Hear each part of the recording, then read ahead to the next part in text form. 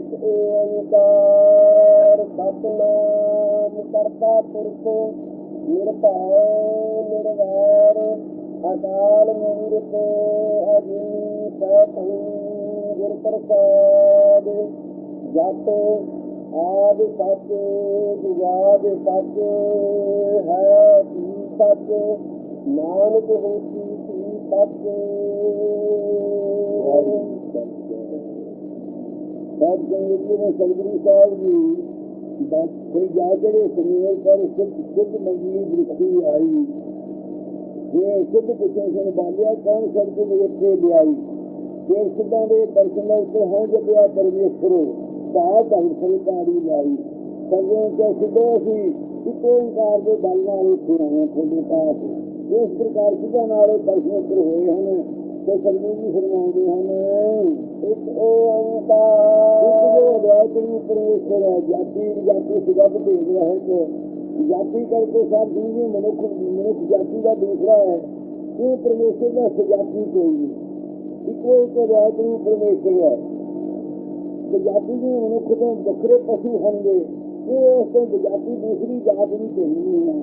सहगत भेज जिन्हें दर्शदियाँ दानियाँ पत्थर फल फुल ये वक्रो वक्रे होंगे हैं। शरीर के अंग अपने हाथ होरदियाँ दे पैर होरदियाँ दे वक्रो वक्र सह आदमी गट प्राव के जोड़े अंग है ये भी किसी की भेजनी। दिन द्वारे बड़ा लोग सुना है बिना द्वारे कितना लोगों को मिलिया हुआ सारियों में वो परमेश्वर की जोत सौम्य जोत जोत है सोए जैसा जाने सौम्य जाने हुए।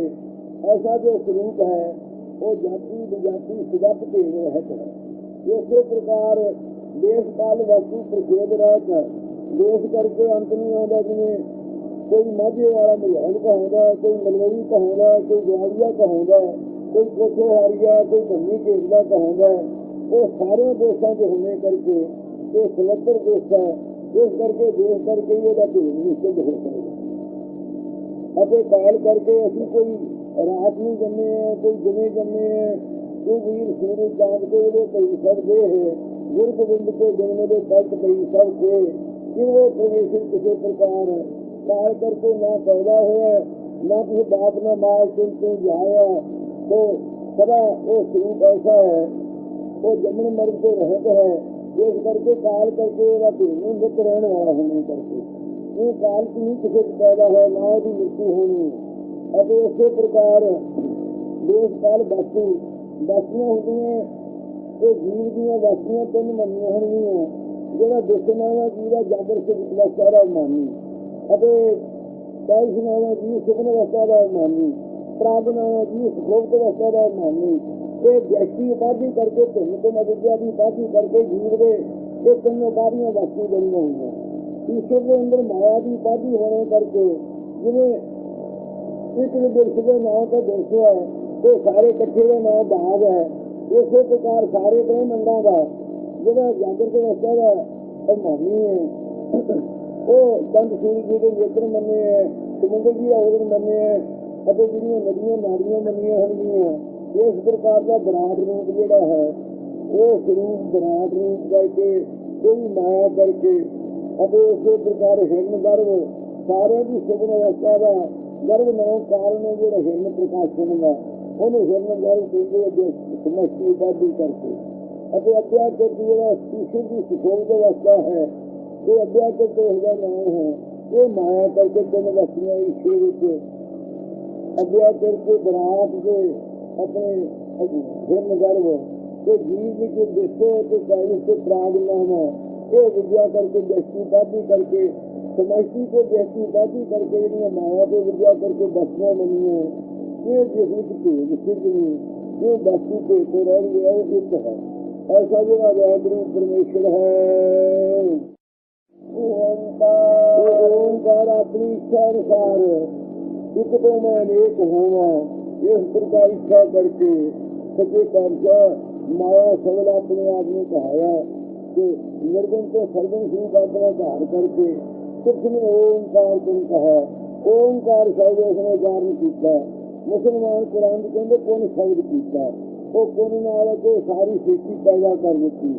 इसी प्रकार ओंकार शब्द उसने दसम पातशाह कहते उचारिया ओंकार शब्द तो जहाँ पे पूर्ण जगत चल रहा है और जो ओंकार शब्द तो सारी जगत में ये धुनी मिट्टी सारा प्रगट हो गया इस आवाज में वो धुनी तो ये सारा लेकिन सारा ओंकार जो सारों के प्रकाश का नाम है गुरु संकेत के अंदर सतनाम काल वाद रूप है तिना कालों जरा नाश न हो नाम प्रसिद्ध है सारे संसार के अंदर लुका छुपिया नहीं बहुत बहुत भाषबंद है करता पुरुष करता सारी स्थिति रखने वाला है अभी सारा दिन पुरुष पूर्ण व्यापक है निर्भय नहीं है अभी भय तो रहत है सारे का आत्मा होने करके गैर भी होगा किसी में आदमी सारे का अपना आप रूप है अकाल मूर्त अकाल मूर्त पालते रहे तो मूर्त में स्वरूप का हस्ती है पालते रहे तो अभी हस्ती है स्वरूप है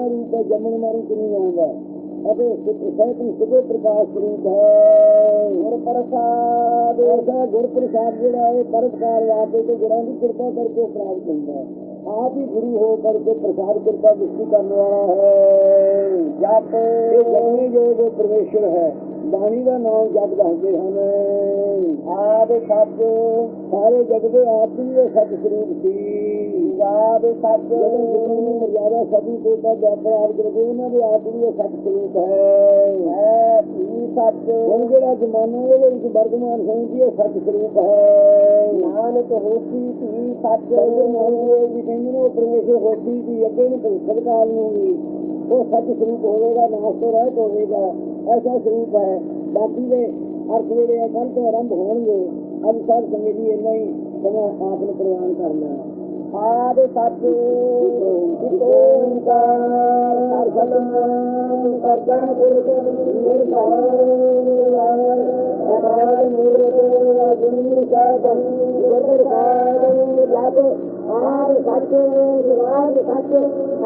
सच नानक होती थी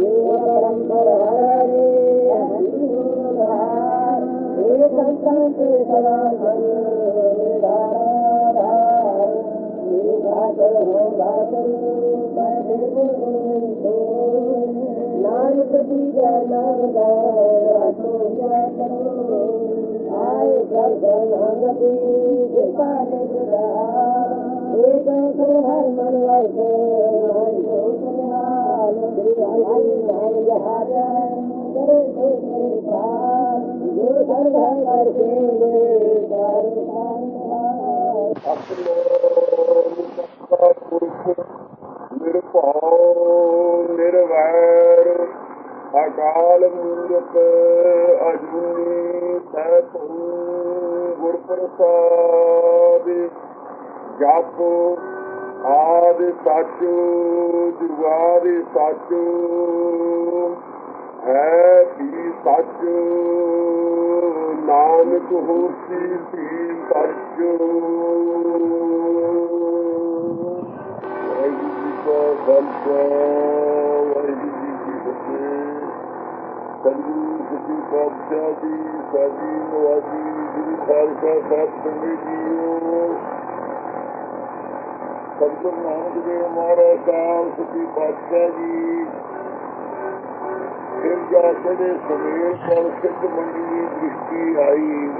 जिस वक्त सदगुरु समेर पर गए हमें ये सिद्धा भी जो समेर पर के 84 सिद्ध गोरखनाथ है ने मंदिर गंती वरदाई इन्होंने मन से युक्ति हुई सिद्ध पिछड़ को बालिया कौन सदगुरु इतने ले आई ये महाराज आप किस शक्ति में इतने आए हो तो समझो जो हो जो पिया परमेश्वरों भाव भविष्यकारी लाई इस तो असी अकाल पुरख वाहिगुरु के इको ओंकार के बल के नाल इत्थे आए सन। ये जिस प्रकार महाराज कहा कि मन कहा कि महाराज वेद के अंदर का ओम मंत्र है आपने इको ओंकार क्यों उच्चारण किया तो उस वक्त सतगुरु सच्चे पातशाह जी ने कहा कि इस तो जो ओंकार है मंत्र वो कितना रूप है राशि तारसी शांति रूप माया है। वो माया तो रस जो बने हुए हैं उन्होंने पूरा विनायक है ओंकार ओम जो शब्द है अभी ओंकार शब्द उच्चारण किया है ते आदमी की एकड़ा लाया है। इस करके आदमी चित्त लाया है कि दुनिया के अंदर कई प्रकार के ओंकार के बवाल है। कोई तेरे मात्रा रूप करके ओंकार में मनता है कोई तेरे व्यू करके कोई तरमीम करके कोई तेरे पुरुष करके इत्यादि को 4.5 मात्रा उसे कादिक मनते हैं संतान कादिक इस प्रकार 3.5 मात्रा मनते हैं वक्खो वक्खरे उन्होंने विधान मतां के इस प्रकार सत्तू नाया त्रेक होंगे हैं त्रेक तरह के विवाद ओंकार के सामने उन्होंने सारे मदद करने वास्ते आदमी अभी एक लाया है ऐसा है। इसका मतलब है कि साडा जो सिद्धांत है वो द्वैतवाद है द्वैतवाद नहीं अभी एक ही कथन करते हैं इक्के का उच्चारण करते हैं इक्के का पूजन करते हैं इक्के के सेवकात बनते हैं इक्के के सारे मनाते हैं। इस करके साडा जो मत है द्वैत रूप है। वेदांत ने भी जिन्हें द्वैत मत बताया इस करके वेदांत का सार इस आ गया है। आपका महाराज मत व्याकरण अनुसार है और महाराज साहब कहते हाँ ये व्याकरण के अनुसार भी है। व्याकरण वाले जो कहते ओम अब धातु बनया हुआ मानते हैं। अब धातु ना रक्षा अर्थ का है जो रक्षा करे उस ताई ओंकार करके मनिया है। इस प्रकार रक्षा करने वाला होने करके वो जानने मात्र से अब धातु को बनया होने करके ये व्याकरण भी आ गया है। तो फिर महाराज जी कहा भी है महाराज कहते कहा भी इस विच है अकार मकार उकार को अर्थ बिंद पहचान चारों को समुदाय जो ओंकार पिछान इस प्रकार एक काव्य भी है। ये मात्र को अकार के मकार के उकार के अर्ध बिंद ये मात्र पद है ओंकार जो बनया है। ये चौहां के समुदाय में ओंकार बनया हुआ है। इस करके ये काव्य की मात्र छंदा की तरीके के नाल काव्य की झलकती है। इस बादशाह इस पवित्र बाणी अंदर आत्म काव्य भी दसिया है तो आप जी ने व्याकरण भी दसिया है। ये सारी चीज गुरबाणी के अंदर आ गई है। आप हम कृपा करके दसो कि सच्चे पातशाह आई है ये अमृत में मंत्र है ये अंदर का ओंकार के आदमी एका नहीं लाया है आपने क्यों एका लाया है। हजूर ने कह के भाई साडा मत सारिया का साझा है। वेद ओंकार मंत्र के उच्चारण वास्ते ब्राह्मण को अधिकार है क्षत्रिय को अधिकार है शूद्रों के वंशों के ताई अधिकार नहीं है चौहां वर्णा दी स्त्रियों को अधिकार नहीं है। असी एकाएक इस वास्ते लाया कि सबका अधिकार है जो एक ओंकार कहेगा सबकी कल्याण होगी। तो इस प्रकार से सबके वास्ते साझा मंत्र दिता है ये बदल की व्याख्या करके सब लोग बहुत समझे है। इस प्रकार इस अमृत बाणी के आसरे जो वेद ने आज्ञा नहीं की थी कि इस ओंकार मंत्र को उसी ने उच्चारण करना उसमें एका ला के वैद ला दिखाना किया है। ये सतगुरु जी के उत्तर दिते सिद्धांत क्या महाराज आपका फिर मत वेद तो विरुद्ध है कि अनुसार है। हजूर ने कहा कि भाई जिस प्रकार पर्दे के अंदर गल करने वाला पुरुष जो बोलता है उसको सुनने वाला समझ लेंदा है। इस प्रकार ओंकार में जो पर्दा पाया हुआ सी पर्दा करन भी नहीं आई उस पर्दे में जाके सी ਇੱਕ ਅਦਵੈਤ ਆਪ ਨੂੰ ਸਿੱਧ ਕੀਤਾ ਹੈ ਕਿ ਉਹ ਅਦਵੈਤ ਰੂਪ ਪਰਮੇਸ਼ਰ ਹੈ। ਇਹ ਸੱਚੇ ਪਾਤਸ਼ਾਹ ਜੀ ਆਪ ਜੀ ਦਾ ਇਹ ਜਿਹੜਾ ਅੰਮ੍ਰਿਤ ਨਾਮ ਹੈ, ਇਸ ਦੇ ਆਪ ਇਸ ਪ੍ਰਕਾਰ ਵਿਖਿਆਨ ਦੇ ਵਿੱਚ 6 ਅੰਗ ਹੁੰਦੇ ਹਨ। ਪਹਿਲਾਂ ਪਦ, ਫਿਰ ਪਦਾਂ ਦੇ ਅਰਥ ਅਤੇ ਫਿਰ ਉਹਨਾਂ ਦਾ ਦਰਸ਼ਨ ਤੇ ਫਿਰ ਉੱਤਰ। ਇਸ ਪ੍ਰਕਾਰ ਵਾਕਾਂ ਦੀ ਯੋਜਨਾ ਕਿੱਥੋਂ ਕਿੱਥੋਂ ਕੋਈ ਪਦ ਬਣਿਆ ਹੋਇਆ ਹੈ ਤੇ ਕਿਸ ਦਾ ਇਹਦਾ ਮਤਲਬ ਕੀ ਹੈ। ਇਸ ਪ੍ਰਕਾਰ 6 ਪ੍ਰਕਾਰ ਦੇ ਅਨੁਸਾਰ ਪੂਰਨ ਵਿਖਿਆਨ ਹੁੰਦਾ ਹੈ। ਜਿਸ ਵਿੱਚ 6 ਅੰਗ ਨਾ ਹੋਣ ਉਹ ਵਿਖਿਆਨ ਪੂਰਾ ਨਹੀਂ ਹੁੰਦਾ। ਸੋ ਆਪ ਇਸਦੇ ਵਿੱਚ ਪਹਿਲਾਂ ਪਦਾਂ ਦੇ ਅਰਥ ਇਸ ਪ੍ਰਕਾਰ ਉਚਾਰਨ ਕਰਦੇ ਹੈ। ਸਮੂਹਿਕਤਾ ਦੇ ਦਰਸ਼ਨ ਤੋਂ ਇੱਕ ਓੰਕਾਰ ਪਰਮੇਸ਼ਰ ਹੈ। ਉਹ ਮਹਾਰਾਜ ਵਾਹਿਗੁਰੂ ਕਿਵੇਂ ਕਹਿੰਦੇ ਓੰਕਾਰ ਸਾਰਿਆਂ ਦਾ ਪ੍ਰਕਾਸ਼ ਹੋਣੇ ਕਰਕੇ।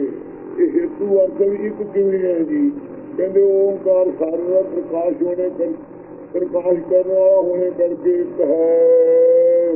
ਸਤਿਨਾਮ ਸਾਰਿਆਂ ਦਾ ਪ੍ਰਕਾਸ਼ ਕਿਵੇਂ ਹੈ ਜੀ, ਕਹਿੰਦੇ ਸਤ ਤਰੀਕਾਲ ਵਾਗ ਰੂਪ ਹੋਣੇ ਕਰਕੇ ਸਾਰਿਆਂ ਦਾ ਉਹ ਪ੍ਰਕਾਸ਼ਿਕ ਹੈ। ਇਹ ਮਹਾਰਾਜ ਜੀ ਉਹ ਸਾਰਿਆਂ ਦਾ ਪ੍ਰਕਾਸ਼ ਸਤ ਕਿਵੇਂ ਹੈ, ਕਹਿੰਦੇ ਨਾਮ ਪ੍ਰਸਿੱਧ ਹੋਣੇ ਕਰਕੇ ਸਾਰੇ ਵੇਦ ਸ਼ਾਸਤਰ ਉਸ ਦੇ ਤਾਈ ਨੇਕ ਕਰਕੇ ਕਥਨ ਕਰਦੇ ਹੈ। ਇਸ ਕਰਕੇ ਫਿਰ ਨਾਮ ਕਿਵੇਂ ਹੈ ਜੀ, ਕਹਿੰਦੇ ਕਰਤਾ ਸਾਰੀ ਚੀਜ਼ ਰਚਣ ਵਾਲਾ ਹੋਣੇ ਕਰਕੇ ਉਹ ਪ੍ਰਸਿੱਧ ਹੈ। ਕਰਤਾ ਕਿਵੇਂ ਹੈ, ਕਹਿੰਦੇ ਪੁਰਖ ਪੂਰਨ ਹੋਣੇ ਕਰਕੇ ਆਪਣੇ ਕਾਰਜ ਨੂੰ ਆਪ ਸਮਾਇਆ ਉਹ ਸਾਰੇ ਪੂਰਨ ਹੋਣੇ ਕਰਕੇ ਕਰਤਾ ਹੈ। ਪੁਰਖ ਮਾਰਗ ਕਿਵੇਂ, ਕਹਿੰਦੇ ਨਿਰਭਉ ਹੋਣੇ ਕਰਕੇ ਜਿਹੜੇ ਜਿਹਨੂੰ ਜਿਸ ਤਰ੍ਹਾਂ ਦੀ ਭੈ ਹੋਵੇ ਉਹ ਨਿਰਭਉ ਉਹ ਪੁਰਖ ਨਹੀਂ ਹੋ ਸਕਦਾ, ਪੂਰਨ ਨਹੀਂ ਹੋ ਸਕਦਾ। ਉਹ ਇਸ ਕਰਕੇ ਉਹ ਪੁਰਖ ਪੂਰਨ ਇਸੇ ਕਰਕੇ ਨਿਰਭਉ ਹੋਣੇ ਤੇ ਉਹਨੂੰ ਕਿਸੇ ਪ੍ਰਕਾਰ ਦਾ ਕੋਈ ਭੈ ਨਹੀਂ ਹੈ। ਫਿਰ ਮਾਰਾ ਨਿਰਭਉ ਕਿਵੇਂ ਹੈ ਕਿ ਨਿਰਵੈਰ ਹੋਣੇ ਤੇ ਉਹਦਾ ਵੈਰ ਨਹੀਂ ਕਿਸੇ ਦਾ, ਸਾਰਿਆਂ ਦਾ ਆਪਣਾ ਆਤਮਾ ਰੂਪ ਹੋਣੇ ਕਰਕੇ ਅਕਾਲ ਮੂਰਤ ਕਿਵੇਂ ਕਹਿੰਦੇ ਅਕਾਲ ਮੂਰਤ ਕਾਲ ਤੋਂ ਰਹਿਤ ਸਰੂਪ ਹੋਣੇ ਕਰਕੇ ਉਹ ਨਿਰਵੈਰ ਹੈ। ਜਿਨ੍ਹਾਂ ਦਾ ਕਾਲ ਵੈਰੀ ਹੈ ਉਹ ਨਿਰਵੈਰ ਨਹੀਂ ਹੋ ਸਕਦੇ, ਉਹ ਨਾਲ ਵੈਰ ਕਾਲ ਕਰਨ ਵਾਲਾ ਹੈ। ਇਸ ਕਰਕੇ ਅਕਾਲ ਸਰੂਪ ਹੋਣੇ ਕਰਕੇ ਉਹ ਨਿਰਵੈਰ ਹੈ। ਕਾਲ ਤੋਂ ਰਹਿਤ ਉਹਦੀ ਹਸਤੀ ਹੈ, ਸਰੂਪ ਹੈ। ਅਜੂਨੀ ਇਹ ਮਹਾਰਾਜ ਅਕਾਲ ਮੂਰਤ ਕਿਵੇਂ ਕਹਿੰਦੇ ਅਜੂਨੀ ਅਜਨਮਾ ਹੋਣੇ ਕਰਕੇ ਨਾ ਤੁਸੀਂ ਬਾਪ ਨਾ ਮਾਂ ਕਿੰਤੂ ਜਾਇਆ ਜੋ ਕਿਸੇ ਕਰਕੇ ਪੈਦਾ ਨਹੀਂ ਹੋਇਆ, ਅਜਨਮਾ ਹੋਣੇ ਕਰਕੇ ਅਕਾਲ ਮੂਰਤ ਹੈ। ਜਿਹੜੀ ਜਨਮੀ ਹੋਈ ਚੀਜ਼ ਹੈ, ਜੋ ਜਨਮੇ ਸੋ ਜਾਨੋ ਬੂਆ, ਇਹ ਨਿਜਵੇਂ ਜਨਮੀ ਹੋਈ ਚੀਜ਼ ਮਰ ਜਾਂਦੀ ਹੈ। ਉਹ ਅਕਾਲ ਸਰੂਪ ਇਸੇ ਕਰਕੇ ਅਜਨਮਾ ਹੋਣੇ ਕਰਕੇ ਜਨਮ ਤੋਂ ਰਹਿਤ ਹੋਣੇ ਕਰਕੇ ਸਾਹਿਬ ਅਤੇ ਮੇਰਾ ਜਨਮਾ ਕਿਵੇਂ ਹੈ, ਕਿਵੇਂ ਸਾਹਿਬ ਸੁਬੇ ਪ੍ਰਕਾਸ਼ ਹੋਣੇ ਕਰਕੇ ਸਹਿਜੇ ਆਪ ਪ੍ਰਕਾਸ਼ਵਾਨ ਹੋਣੇ ਕਰਕੇ ਆਪਣੇ ਆਪ ਤੋਂ ਪ੍ਰਕਾਸ਼ਵਾਨ ਹੋਣੇ ਕਰਕੇ ਉਹ ਅਜਨਮਾ ਹੈ। ਗੁਰ ਪ੍ਰਸਾਦ ਸੁਬੇ ਪ੍ਰਕਾਸ਼ ਕਿਵੇਂ ਕਹਿੰਦੇ ਗੁਰੂ ਸਾਰਿਆਂ ਦਾ ਉਪਦੇਸ਼ ਹੈ। ਗੁਰੂ ਬ੍ਰਹਮਾ ਗੁਰੂ ਵਿਸ਼ਨੂੰ ਗੁਰੂ ਦੇਵ ਮਹੇਸ਼ਵਰਾ ਗੁਰੂ ਸਾਖਿਆਤ ਕਾਰਗਮ ਕਸਵਈ ਗੁਰਮੇ ਗੁਰੇ ਨੇ ਨੋ ਹੈ। ਉਹ ਉਸ ਗੁਰੂ ਦੇ ਤਾਈਂ ਸਾਡੀ ਨਮਸਕਾਰ ਹੈ ਜਿਹੜਾ ਵਿਸ਼ਨੂੰ ਦਾ ਵੀ ਗੁਰੂ ਹੈ, ਬ੍ਰਹਮਾ ਦਾ ਵੀ ਗੁਰੂ ਹੈ, ਸ਼ਿਵਾਂ ਦਾ ਵੀ ਗੁਰੂ ਹੈ, ਸਾਰਿਆਂ ਦਾ ਗੁਰੂ ਹੈ। ਉਹ ਸਾਖਿਆਤ ਕਾਰਗਮ ਪਰਮੇਸ਼ਰ ਸਾਰਿਆਂ ਦਾ ਗੁਰੂ ਬਣ ਕਰਕੇ ਸਭ ਨੂੰ ਉਪਦੇਸ਼ ਦੇਣ ਵਾਲਾ ਹੈ। ਜਪ ਪ੍ਰਸਾਦ ਇਹ ਪ੍ਰਸਾਦ ਕਿਰਪਾ ਦ੍ਰਿਸ਼ਟੀ ਕਰਨ ਵਾਲਾ ਸਾਰਿਆਂ ਦੇ ਉੱਤੇ। ਉਹ ਕਿਰਪਾ ਦ੍ਰਿਸ਼ਟੀ ਕਰਕੇ ਸਰਗੁਰੂ ਰੂਪ ਧਾਰ ਕੇ ਦਸੇ ਪਾਤਸ਼ਾਹ ਰੂਪ ਧਾਰ ਕੇ ਕਿਰਪਾ ਕੀਤੀ ਤੇ ਉਸਦੀ ਪ੍ਰਾਪਤੀ ਹੋਈ ਜਹਾਂ ਜੁਗਾਂ ਦੇ ਵਿੱਚ ਜੀਵਾਂ ਦੇ ਤਾਈਂ। ਇਸ ਪ੍ਰਕਾਰ ਗੁਰ ਪ੍ਰਸਾਦ ਪਰਉਪਕਾਰ ਦੇ ਵਿਨਾਇਕ ਵਾਕ ਹਨ। ਇਹ ਹਨ ਪਦਾਂ ਦੇ ਅਰਥ। ਇਸੇ ਪ੍ਰਕਾਰ ਹੋਰ ਇਹਨਾਂ ਪਦਾਂ ਦੇ ਅਰਥ ਇੱਕ ਕੌਣ ਹੈ ਜਿਹੜਾ ਵਾਹਿਗੁਰੂ ਦਾ ਦੂਜਾ ਜਿਹਦਾ ਸਾਨੀ ਉਸਦਾ ਸਰੀਰ ਕੋਈ ਨਹੀਂ, ਜਿਸਨੂੰ ਜਗ੍ਹਾ ਇਲਾਜ ਸੁਣਾਇਆ ਐਸਾ ਜੋ ਪਰਮੇਸ਼ਰ ਇੱਕ ਹੈ। ਅਤੇ ਓਂਕਾਰ ਜਿਹੜਾ ਉਚਾਰਨੇ ਮਾਤਰ ਸੇ ਰੱਖਿਆ ਕਰਨ ਵਾਲਾ ਹੈ ਤੇ ਓਂਕਾਰ ਵੈਸ਼ਨੂ ਮਤ ਅਨੁਸਾਰ ਅੰਗੀਕਾਰ ਕਰਨ ਵਾਲਾ ਹੈ। ਓਂਕਾਰ ਯੋਗੀਆਂ ਦੇ ਮਤ ਅਨੁਸਾਰ ਪੂਰਬ ਨੂੰ ਸਵਾਸ ਦਸਵੇਂ ਦੁਆਰ ਨੂੰ ਸਵਾਸਾਂ ਨੂੰ ਲਿਜਾਣ ਵਾਲਾ ਜੋ ਹੈ। ਓਮ ओंकार है। इसे प्रकार ओंकार जो गुरु सकेत ने सारे का प्रकाशक है, ओहदा ना ओंकार मुकाबी किया जन सब राखी। इस प्रकार ओंकार शब्द अर्पण करते ते सब कई काल बाद अपने सुपत्तन जो तिना कालों च नाश ना होवे उसनूं सतस्वरूप कहीदा। जो सारे नूं सत्ता मात्र होकर वरत रहा है, जिसकी सत्ता करके माया जी जड़ है, ये भी ओरी चेतन सत्ता करके हरकत वाली होकर राशि तामसी सांत की सुहानु धारने वाली है। फिर वो कैसा नाम प्रसिद्ध है, प्रसिद्ध है वो सारी दुनिया की लुकिया छिपिया नहीं वेद शास्त्र सारे उसनों कहते हैं। ते नाम जिहदे च मोह आदि कहे नहीं, ते ना आम आम खास प्रपंच नहीं, जिस विच आम नाम रोग का है, जिस विच रोग आदि नहीं है, ऐसा वो स्वरूप है।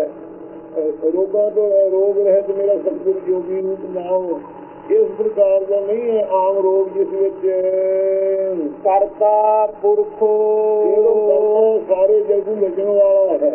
सारी सृष्टि उसने नहीं पैदा की है, ਉਹਦੇ हथ में सारे की रोजी की तार हाथ में पकड़ी हुई है। करता नूं करतार मन करके तो सारिਆਂ की रोजी की तार, सारिਆਂ की जीवन की तार, सारिਆਂ की चेतन रूपी तार ਉਹਦੇ अपने हथ में रखी हुई है। कहते कर कार सारे तारण करने वाला है, सबनों नूं करने वाला है। वो करता ही कोई है, बाकी सारे कार की रूप है जिन्ना सारा संसार है। पुरख करके तार को सारे सारे दिन तारने वाला है। अते करता वो सारे जग को करने वाला है। अते फिर सारे दे नाल रब्बा प्रेम दे नाल लिया हुआ प्रेम का रूप होकर सारे च व्यापक है। पुरख फिर कैसा पुरख पूर्ण है सारे थावां च। अते एको पुरख सवाई नाल सारे जी जां तीसरियां भी नहीं आई है, इको ही पुरख मर्द भी नहीं आई है स्वतंत्र, बाकी सारी सृष्टि उन्हें अधीन रखी हुई है। इस प्रकार का पुरख है।